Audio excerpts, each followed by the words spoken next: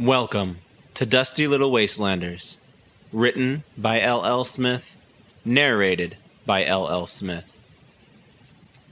Chapter 6. Welcome to Hillville. We packed our belongings and prepared to enter Hillville. I chose not to check on the traders, and I just proceeded on with what needed to be done. The rest had done us all some good. Tim and I had spent the night together, wrapped up in each other's tear-soaked arms. Sure, Donald was puzzled when he woke. We had packed up our things and we were prepared to press forward just as the sun was greeting us for the morning. I led this pack as we veered left and proceeded to the proper entrance into Hillville. Kyle and I had been wastelanding for years now, so I'd grown accustomed to the whole hassle of traveling in and out of towns and cities. I knew all the processes and procedures that had to be taken into account when going into a new city's customs, but it was Kyle who'd always dealt with these things so directly. I was there, just never an active participant. I didn't like feeling so nervous about a process I'd been through so many times, but I was going to put on my big boy pants and do it, for Kyle. We approached the gates of Hillville's port. There was a line to get in. There was never any lines. The cheap chicken wire gates were monitored by two stocky security guards. They'd pry the chicken wire apart, let a few people in, and close the wire back up. The crew and I found our place in line and shuffled along. Tim and Donald kept behind me, still hand in hand. Despite our connection last night, Tim wasn't ready to take my hand in this journey. The healing process was going to be long, but I felt like it had already been long enough. We waited in silence for our turn in line. No one said anything. None of the people in this line seemed to acknowledge anyone outside of their own clique. I was fascinated by the idea of running into other wastelanders. Kyle and I scarcely ran into any others.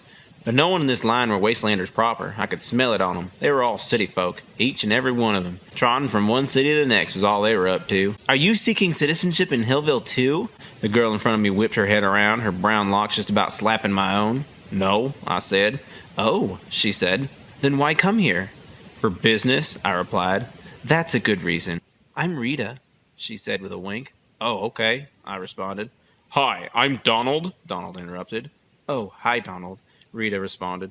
"Your friend doesn't talk much, does he?" "No," Donald said. "He doesn't know how to talk around women." "That's kind of cute," Rita said. "But hey, I know how to talk around women," Donald bragged. "Oh, okay," Rita said, turning back around.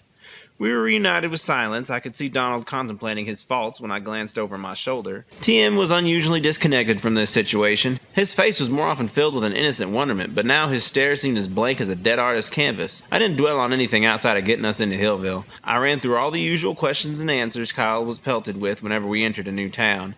In the moment, I'd really felt like I'd listened better, but now that I was on the spot, I could only remember the basic few: my name, age, reason for arrival. We were shuffled along a couple times before Rita was taken in and the next turn would be our own. We stood before the beefy guards. They stared right past us. Them in their gray jumpsuits seemed to be breaking into the 6-foot realm. I studied their blank expressions. It was clear we weren't getting any sympathy out of them. The stacked shanty city of Hillville was one chicken-wired fence, a couple of guards, and a few questions away, I told myself. I got this. I tried to peek through the wire and into the town, but the registration booth was sequestered off from the rest of the town by a blue tent. So the only thing I could spot in the distance was the blue tent's zipped-up wall. "How many?" the guard asked. "The 3 of us, sir," I instructed, turning important to my party. The guards pulled open the wire and I passed through. Once into the tent, my nose was slapped with the smell of fried foods. Food? They served food? What a great way to greet guests. I had to focus. Getting us registered was the utmost important thing. I could eat after that. I used that as an incentive to keep my mind on task. I approached the registrator. Their registration station was just a single woman at a podium. No wonder people were all lined up. Most registration stations were manned by at least 10 people. They set up desks to ask you everything short of your first words. The woman at the podium stood in a blue dress with frozen blonde hair and a plastic smile. Other towns didn't have greeters. Hillville wanted registration to feel official. "Hi, I'm Enry Duke, age 17, here for business," I recited the registration jargon. "Hi, and welcome to Hillville, Enry." The plastic lips greeted me with plastic words. "I appreciate your preparedness, but I'm afraid this registration here in Hillville is quite a bit different than your standard city." Quite a bit different? That phrase was designed to burrow into my brain just to retrieve my deepest kept concerns. Great, I thought. Just how different can this registration be? "Are you this child's legal guardian?" the lady asked, pen poking towards TM and eyes locked on a notepad. "Yes," I answered. "Great. Can I see your registered citizen card?" she asked. "I'm a wastelander," I announced. "Oh," she stumbled over her thoughts. "An unregistered citizen." She gnawed at the cap of her pen. "Unregistered citizens aren't allowed to bear children here in Hillville." What? I fought to keep my arms at my side. They wanted to launch at her neck. That's okay, she assured me. We have two options for you. You and your child can either register here with me, or you can refuse and remain unregistered. If you register, you will be granted full citizenship to the thrill in Hillville, she recited with an arm pump and a cheer. But if you refuse to register, you will be asked to leave and we will confiscate your child. What? My arms were lurching. Anti-Wastelander Parenting Act of 3001, as signed by the High Officer himself, she announced. The life of a Wastelander is unlawful for a child under the age of 11. Excuse me, Donald barged into our conversation, waving his registered citizen card. I'm a registered citizen, and this is my child's co-guardian. The woman studied Donald a moment, then turned her eyes back to me. She snatched Donald's citizen card and looked over it with beady eyes. Ah, she started. You are a registered citizen of Stonetooth. I tucked this detail back into my brain to inquire about later. You should know that if Act 3 of Hillville's Parliament passes, then your citizenship will no longer be valid here. By the sound of it, I think we're just passing through, Donald said. It is such a shame that you will miss the thrill of Hillville, she exclaimed with another routine arm pump. She glanced back over his card again and then over to us. You claim to be this child's co-guardian, she asked. Donald nodded. So then the two of you are bound by marriage, she asked. Yes, Donald answered. I'll have to see your marriage license. The woman handed Donald's card back, but kept her hand out for the marriage license. I cringed at how Donald would forge this document. I mean, we didn't even have rings. This was becoming a landfill of a lie. We haven't got one, Donald protested. Male-to-male marriage is not permitted in Stonetooth. The registrator backed off slightly. Donald had played it off in such a good way that she felt she had legitimately offended us. That sly devil. I could tell she wanted to fact-check us, but if the facts proved true, which they were, then she'd only further escalate an offensive situation. Of course, she muttered. I am sorry. That was insensitive of me. We want to make sure you enjoy your time here in Hillville. She went back to her plastic spiel. Hillville promotes male-to-male relations, and we do hope you enjoy your non-discriminatory experience here in Hillville, she advised. Allow me to write your partner a 7-day pass, she exclaimed, jotting wildly onto a sheet of paper in her notepad. She tore out the page and handed it to me. It had the day's date written on it, 7 days, and then a series of scribbles, which I understood to represent her signature. That'll be $8, she proclaimed with an outstretched hand. I happen to only have $7, I announced. Oh dear, she gasped. Well, I will spot you the dollar from my personal account. Consider it an apology for my earlier faux pas. I took out my $7 and handed it to her. She accepted my payment with a fake smile. It's important to note that if you are caught with an expired pass, you'll be arrested, she informed me. You may have your pass renewed for $9. The next renewal will be $10, and every subsequent renewal will be $1 more, and so on. I stuffed the pass into my pocket and tried to make my way out of this nightmarish tent, but was blocked by Donald. When is your upcoming auction? Donald asked. Public or private? She asked. Private, Donald responded.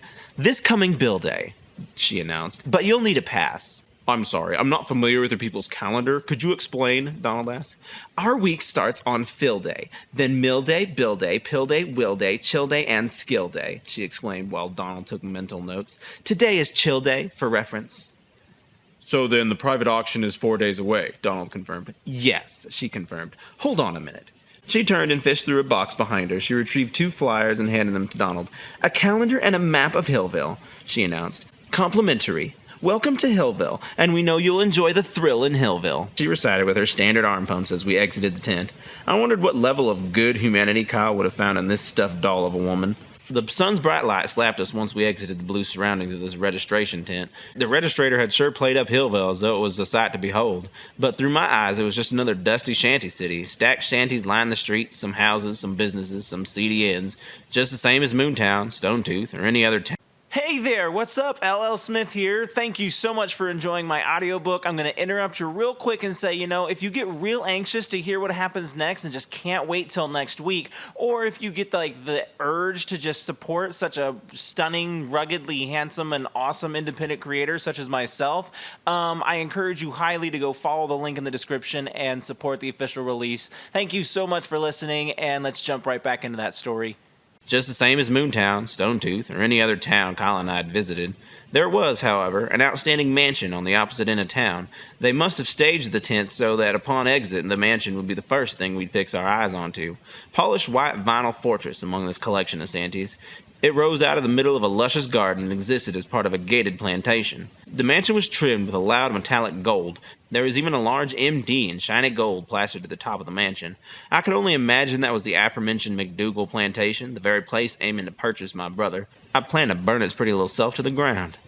I turned my attention to Donald. We had plans to discuss. You never told me you were from Stoletooth, I said. That's where Kyle and I are from. I know, Donald said. Why are you and Kyle so against registering? After our mom and daddy passed, Kyle and I decided to become wastelanders. We were never going to be tied to the rules and regulations of any town, government, or other figure of authority. We were going to live free. Making enough money to eat, traveling the wastelands together used to be our dream. I failed to grasp at which point in time it became our reality. We've honestly led a pretty decent life up until now. I reflected on our travels and aspirations. I didn't like how such sweet thoughts and memories had gone rancid. Wastelanders are a dying breed, Donald announced. Ever since the current high officer was appointed, he's been pumping out laws to ruin wastelanders, and towns like Hillville are all too excited to enforce his will. Yeah, well, we were used to the funny looks, I said, but this place is downright discriminatory. Discriminatory? Donald corrected. Yeah, that, I agreed. I returned to my unanswered question. You never brought up being from Stoletooth, but you knew we were from there. Why? Is there something you're trying to hide from me? I asked. Just something you didn't need to know, Donald sulked. We pressed on in a few silent steps. I'd plucked a nerve on that one. Donald, TM, and I moved on, taking on what the city had to offer. It had all the standard amenities, bars, inns, bar-in combos, grocers, barbershops, and housing. I knew Donald was in pursuit of a brothel, but with a town as uptight as Hillville, I doubt they okayed a brothel. The sides of most every shanty was plastered full of posters, more missing posters, I moped, but that wasn't the case. As I leaned for a study, I noticed these were something different. There wasn't a single missing poster among these 10 posters plastered on this wall. They were all the same political propaganda. Some political posters slapped 7 times over a single wall. It was like a bizarre collage of the same image. It had caught my attention, stuck to the side of several buildings now, so I took a brief detour to read up on Hillville politics. As a wastelander, it always helped to become familiar with the culture of any town or city we stopped in. The poster had a blue background with a white border and loads of 5-point stars. There was a man posing in the middle of the poster. He was a staunch figure with brown poignant eyes, demanding attention. Slick brown hair and a pointed brown mustache. He had a red trench coat on that looked fresh off the hide of some beast. The man cradled a baby in his arms. It was an odd sight for a political figure. The dust had faded the text beyond legibility, making it impossible for me to identify this man with certainty. But whoever or whatever this man was, he was important. Whoever had this printed not only had access to a printing press, but a printing press with colored ink no less. I wasn't sure such a thing even existed. Hey, I called out to my posse, this guy kind of looks like you, TM. I pointed out, nudging TM and studying his messy brown hair, similar focused eyes, and decently similar complexion. TM studied the image with a troubled expression. You know, I can actually see it, Donald focused. It's like looking into the future. We shared a laugh and then walked back into the main path. Okay, I looked to move on. Well, I should find some work, since I spent all my money on a 7-day pass. Maybe ask around about the auction or slave traders, see what you can figure out. You've been incredibly resourceful with all your quick thinking thus far. I never thought Stoletooth politics would ever come in handy. Everything comes in handy in situations like these, Donald scoffed. But that does sound like a good plan. I'll hit up the old rumor mill and you get us some cash. We'll meet here just after sundown. With a head nod, we split. I gave Lil Tim a goodbye wave and a smile. He returned it with a grin and wave of his own. I headed straight for a recommended bar. One of our old Wastelander friends had recommended the Escape Inn bar if we ever did find ourselves in Hillville. Bars always had work for Wastelanders. It was the rule. We were, after all, their highest paying customers. Although with as backwards as Hillville was, I couldn't rely on trade secrets such as this one.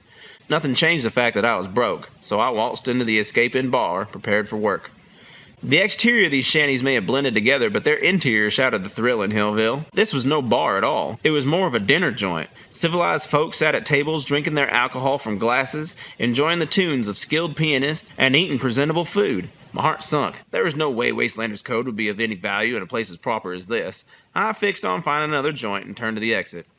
Howdy, stranger, a voice called out. I turned to the bar. The tender waved to me with a smile as wide as the wastelands and an accent akin to my own Stoletooth origins. I walked to the warming presence of this bartender. His smile told me I'd found sanctuary. Many Wastelanders are scared off by the looks of this place once they get inside, the man said, handing me a glass of water. What are you fixing to earn today? He asked. Enough, I said. Well, enough here in Hillville isn't quite the same as everywhere else. You are aware of the anti-squatting laws? He asked. No, I took a sip. All citizens are required to sleep in dwellings, he said. Just another way to push Wastelanders out. High Officer Timothy Mowers will have his way. His laws strategically decimate the life of a Wastelander. He slapped another glass against the counter. Attack the one thing they ain't got. Fat wallets, he scoffed. But don't worry, I got enough work to get you a room tonight, providing that room is upstairs in my own inn, that is. The man gestured up to the top of his bar. This was an actual 2-story shanty, not just some sloppy stacked unit. Yes, of course, I agreed. But I need to be providing for 2 other heads, I confessed. Y'all are welcome to one room, so long as one of you work for it, he offered. Thank you so much, sir. No, thank you, the man corrected. I looked to the man, puzzled by his philosophies. Thank you for continuing to chase your freedom, for proving that humanity can still best conformity, and for staying a good old stone-toothed boy. The man's speech made my eyes water. I took another sip. You know, I started up. We came from Moontown. They have a real problem with child abductions. Does Hillville share that issue? The bartender studied me with scrunched eyes. I can't say I've heard anything of the sort. The bartender scrubbed his chin as he reached back through his mind. I know the syndicate operates out of Moontown. Maybe they have something to do with the abductions? That's probably the case, I hoped. It'll be nice to be in a town where we aren't constantly resisting abduction. Richard McDougal does have laborer auctions every month or so, the bartender announced. I'd steer clear of anybody dealing with Mr. McDougal. Hate to get forced into slave labor, but even still, slave labor is technically illegal. Mr. McDougal is real careful about how he handles his slave labor. I can't imagine he'd have any underage children abducted. He probably sticks with 15 and up, given how hard it is to prove emancipation of an 11 to 14-year-old. We did know about those auctions, I said. Say, there was a good-sized line outside of town this morning. Is Hillville normally this popular of a place? The winds are picking up down south, the bartender leaned against the counter. Most people are fearing another dustnado. They're scurrying up this way to get away from it. I knew Stonetooth was due another rager when we left, I stated. Well, Hillville hasn't been hit in over a decade, which makes it an incredibly popular place to be, which is also great for business. Speaking of business, the bartender's tone changed. The bathrooms need scrubbing, he said, and you'll find a mop and bucket in the room behind the bar. I nodded my head and obliged. The room behind the bar was a mess of cleaning supplies, but the mop and bucket stuck out against it all. I navigated the floor of sponges, rags, and brushes and reached the mop and bucket. I poured some soap into the bucket and filled it with hot water from the room's faucet. I walked out the room with a bubbly bucket in hand and a mop over my shoulder. The bartender pointed to the left. I assumed that's where the bathrooms were. I paid close attention to choose a path away from the dining area. Didn't want to offend any of those folks by disturbing their meal with the sight of a heathen and a mop and bucket. After working my way over to the bathroom, it was time to get to work. I started with the male's room because I was a male. I pushed the door open and was slapped by a putrid stench. This is where the fancy folks go when they're drunk. Multiple pools of vomit seeped from each stall. I gagged. I don't know why. I could just let loose in here and just add to my workload. No one would be any the wiser. I was taking notes in my head. Such was second nature for a wastelander. If we planned to stay here in a place for a while, we had to be quick to pick up on their culture. It was obviously frowned upon to be publicly plastered here in Hillville. I wasn't much for drinking anyway, so that wasn't a problem I faced. I took out my bandana and tied it to my face. Even the stink of my unwashed, body odor-ridden bandana beat the excessive vomit. I splashed the mop into the bucket and mopped the vomit and began to sponge it away. I paid careful attention not to get any on me. I couldn't stomach being covered in foreign vomit. I mopped up the vomit well into the evening hours. I hated to make Tim and Donald wait, but I needed to do a bang-up job on these bathrooms. It took 27 buckets of fresh water to clean out this men's room. I also replaced the wiping paper and took the septic buckets out and dumped them into the lagoon. This was the nicest bathroom I'd ever been in. It even had wiping paper. Talk about top-notch. I had to make sure it was as clean as could be, given its level of luxury. I had to soak up my hard work for a few minutes while I took a brief break. I'd done all this work and not even gone into the ladies' room yet. I grabbed my bucket of solid water and headed to the exit. I returned to the room behind the bar, dumped out my water, and hung the bucket back on the faucet. I sprayed some soap into it and filled it with hot water again.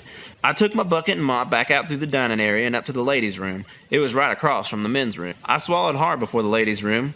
I needed to get this over with or I'll be here all night. I gave the door a shove and had to blink a couple times to confirm what I'd been seeing. The ladies' room was perhaps even more clean than the male's room after I'd finished cleaning it. Women in this culture must be forced to clean up after themselves. That's the best I could figure. I gave the bathroom a quick inspection before deciding there was nothing for me to do.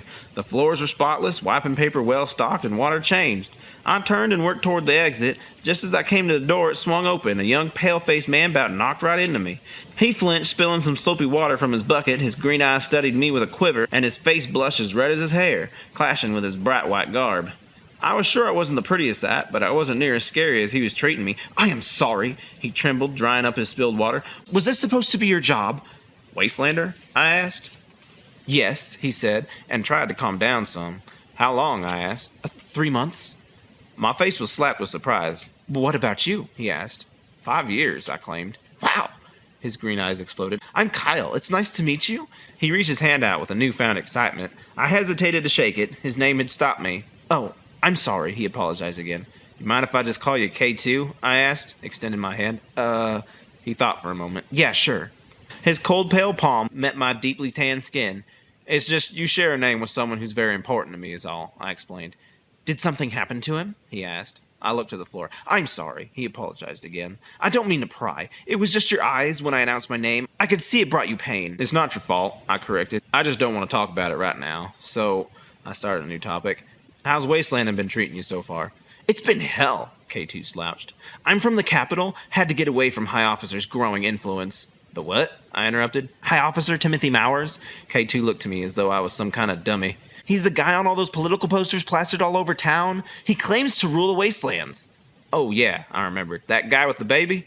"That's him," K2 explained. "He really hates wastelanding and aims to reform the societies within the wastelands. He's headed the registration laws, the anti-wastelanding parenting acts, and so much more." K2 spouted his history lesson. "Anyway," K2 went back to his story, "I barely made it here on my own with enough money for a 7-day pass. The capital is only a day's walk from here and it took me nearly a month." K2 leaned against the wall. "You probably think I'm pathetic." "We all had a rough go at it in the beginning," I assured him. "Anyway, I got here and thank Hikafu Esther found me. He took me in and let me work here and stay here. In fact, he encourages me to stay for as long as I need." He looked to the floor again. "I know it's a Wastelander's way to move on and leave work for the next guy, but..." "Hey, don't sweat it. It's Esther's bar. If he wants you to stay, then stay," I assured K2. "It's funny running into someone who makes us feel like veterans," I chuckled. "We haven't run into too many Wastelanders in our years, but all the ones we did run into had decades of experience. Whole banks of knowledge in each of their noggins."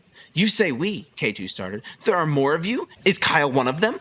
"He is," I answered. "My brother Kyle and I started this journey 5 years ago and counting. We've acquired some more folks in that time. They aren't Wastelanders proper, but they're part of our flock. But when Kyle and I started out, we were none the wiser than you." I chuckled my way down memory lane. "Our daddy had just passed away and we were basically runaways. We took off into the wastelands with $13 left in daddy's wallet. We bought 2 sleeping bags and a canteen and hit the road. We hit the road with $1 in our pocket." I let loose another laugh. "In case you haven't figured it out, you should never leave a town for wastelanding on an empty wallet." "I didn't have to experience that lesson the hard way, thankfully," K2 smiled. "My family comes from wealth, and I took a nice chunk of cash before heading out, even though I did manage to spend it all before getting here." "Yeah," I leapt back into my flashback. "We had to run back to Stone Tooth for work after day 2 of starting our big adventure," I giggled. "I'm sure you and Kyle have so many great stories." K2 clasped his hands. "We do," I said. "Anyway, I know wastelanding is hard, but don't give up on it, K2. Give your best try for a solid year. You'll know by the end of that if it's for you." "You think so?" he asked. "I know so," I confirmed. "Take this advice from a wastelanding legend of 3 decades." "One of the Wastelanders you met?" he asked. "Yep," I said. "Troy Yoel. He told me that I'd know in a year's time, and he was right." "Wow, awesome!" K2 gawked. "I can't imagine wastelanding for 30 years. "He's wastelanded for 33 years, to be exact, but no, I can't imagine it either. I tried to. Anyway, I should get back to Esther at the bar. I need to meet up with the rest of my posse outside." "Right," K2 nodded. "He'll be so pumped to know we met." "Not as pumped as you, I'm sure," I teased as I left the ladies' room. I took my mop and bucket back into the room behind the bar. I poured my water out in the drain, hung the bucket up, and leaned the mop in the corner of the room. I exited the room and turned my attention back to the bar. Esther was wiping it shiny with a rag and getting ready for clothes, I reckon. He noticed me almost immediately, and that comforting smile of his made its return. "You made it through a day without getting any on you," he exclaimed. "Yeah, it wasn't easy," I said. "Well, pop squat over here and let's talk business." Esther offered me a chair and another glass of water. I took the seat and water as quick as they were offered. "So the going rate on my rooms is 12 per head, and that's 36, and then I'm sure you'll need some pocket change too." "That isn't necessary." I waved my hand at him. "The room is plenty, sir." "For anyone else, you'd be right, but I know how hard this town can be on Wastelanders. I have a feeling you'll need a strong start here." Esther reached under the bar and retrieved his tip jar. He pulled out a couple of bills, counted them out, and tossed a few back, then handed me the rest. "38 sound fair?" Esther asked. "Sounds unfair on your behalf, sir, but I'm grateful to oblige." I took my money and stuffed it in my wallet. "Nah," Esther interrupted. "Remember what I said about them thank yous. He scolded me with a finger. Okay, I agreed. I need to meet with the rest of my posse near the registration tent. Then I'll be back. I'll try and make it back before close. Don't sweat it, he waved to me. I'll keep the doors open for you and your friends. I'm rather interested in meeting them. I thanked him with a head nod and left the bar. I spilled out into the night streets of Hillville. I didn't know for how long, but I knew it had been night for a while. I hope Donald and Tim weren't too irritated with waiting. Given our first impression and the reason why we were here, it felt great to have allies. Esther was incredible. If given time, I'd love to sit down and have a full discussion with him. Good old K2 was a character too. He was so green, it was refreshing. It was seeming like I could actually enjoy my stay here in Hillville, an unfair assessment given what my brother was enduring. I made it back to the registration tent within a few minutes, but there was no one on the streets. I imagine I had the anti-squatting laws to thank for that. But where could Donald and Tim be? We'd agreed to meet back here. I searched the immediate area. There were only so many places to hide. Coming from the registration tent, Hillville was just a long dirt road heading straight for McDougal's manor.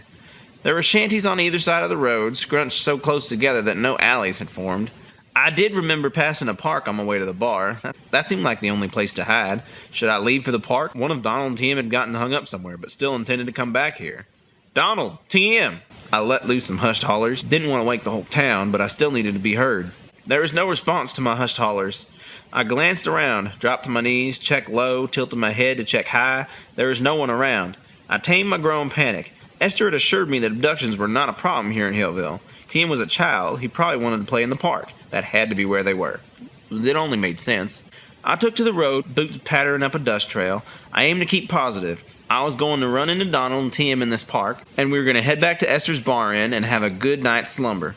The cold night's breeze chilled my already chicken-skinned arms. The air was dead in Hillville's night, not a soul around, not a single sound. The park was coming into sight. The colorful canopy had a dull finish in the moon's light. The vacant merry-go-round looked haunting with its frozen horses and chariots.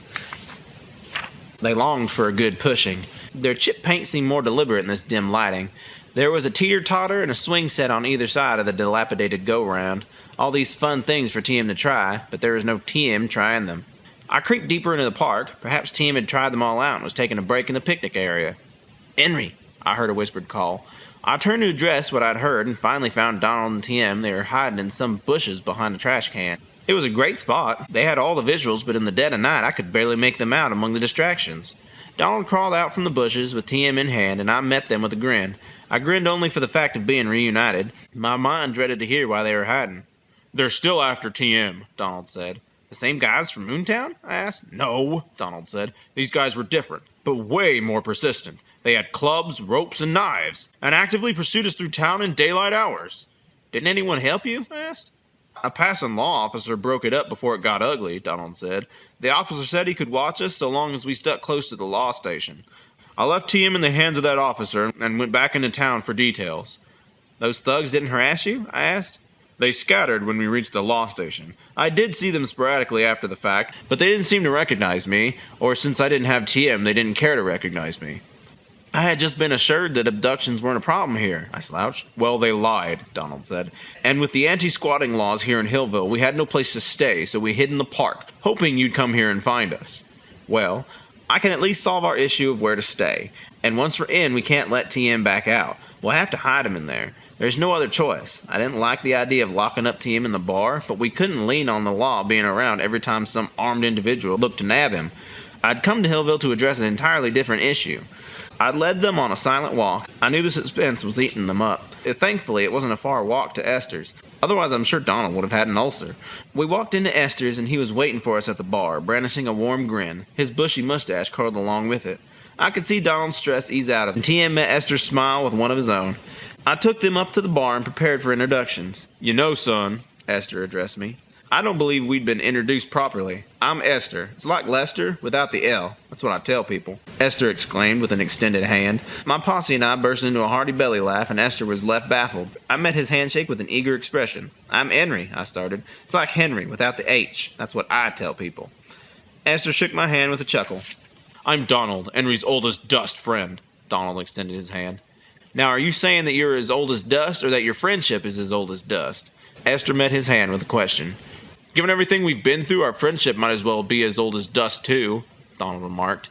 Donald stepped aside, and I hoisted little TM up to the bar. This is little TM. We picked him up in our last town, saved him from some cannibals, but he's mute. Or perhaps little TM just doesn't have anything he wants to say at the moment. Esther met TM with a unique and gentle smile. "Kyle," Esther called out, "get in here. I have someone you should meet." Esther turned his attention back to us after shouting to K2. After hearing his name, Donald and TM turned to me with hope-filled faces. I shook my head no. They sunk back into their regular disheveled selves. K2 stumbled clumsily and excitedly down the stairs. The excitement was pedaling his feet faster than his body could keep up. He was down and in front of us in a few sloppy seconds. It was a wonder his chaotic self hadn't spilled several times in that journey. "I hear that the two of you met already, but I figure you'd appreciate an official introduction to the posse," Esther suggested. "Of course," I obliged. We exchanged introductions once over, and we were all thoroughly introduced. My posse and I all agreed to call this Kyle K2, and he still seemed okay with that. "I owe you a great deal, Esther, and you've gained my trust. You too, K2, I started. "So I'd like to share with you the story of why we're here." Esther leaned his elbows against the bar, and K2 took a seat. They could feel what I was going to say was going to be thick, and they wanted to give me their full respect and attention. I started in Moontown with TM and the cannibals, eventually got to Kyle and the slave traders. It was a hard story to retell, but it felt relieving being able to tell it. The room had fallen silent. I laid it all on them. I finished, and I could see Esther and K2 taking it all in. We as a group shared that moment there.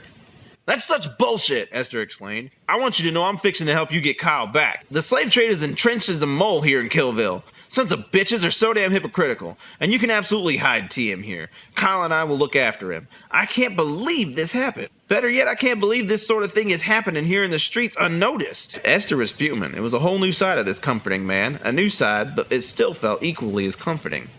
"Feels to me as though these abductions are being hushed here in Hillville." "I was shocked to find out," K2 explained. "Coming from the capital, slavery has been illegal for decades. Not only does Hillville still partake in it, but they're literally one of the capital's nearest neighbors. It's a ballsy move on Hillville's part." "Either that or the capital is fully aware of what's going on here in Hillville," Esther theorized. "Richard McDougal is a self-made millionaire in this shitty economy," Donald chimed in. "It's safe to assume that he possesses at least 60% of our society's revenue. A man like that is bound to have some serious pull on society, and his entire empire was built on the backs of slave labor." Donald shared his history lesson. "Hillville isn't without its rebels, myself being one of them," Esther proclaimed. "I suggest you meet up with TJ tomorrow. He leads the fight against slave labor here in Hillville." "I heard about him around town," Donald said. "I had planned to take Enry to him tomorrow." "Very good," Esther said. "Kyle, won't you show them up to their room?" "Of course," K2 said.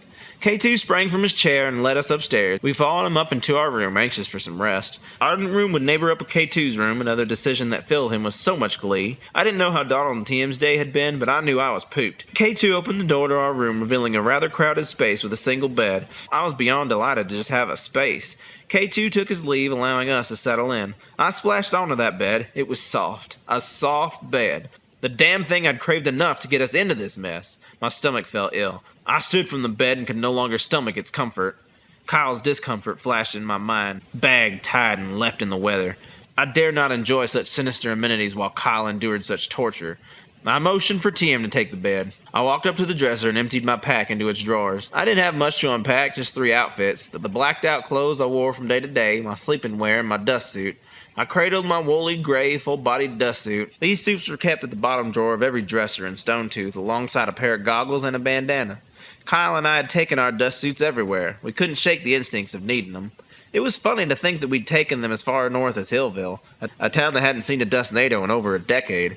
I stuffed the suit in the bottom drawer and finished packing. I found myself a spot on the floor and curled up with my own tortured thoughts. But I did have a sleeping bag. Donald soon found a seat beside me. We were both beat from the day and in need of a fresh start.